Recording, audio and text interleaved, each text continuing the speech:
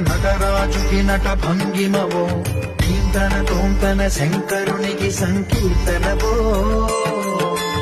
ఈశ్వరుడే అనునిత్యం తనలో తలచుకునే ఓంకారమువో శివ హృదయం కరిగించే ఆ పంచాక్షరివో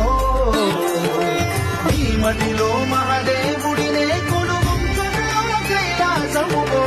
అతని పాదము చందన వెలిగే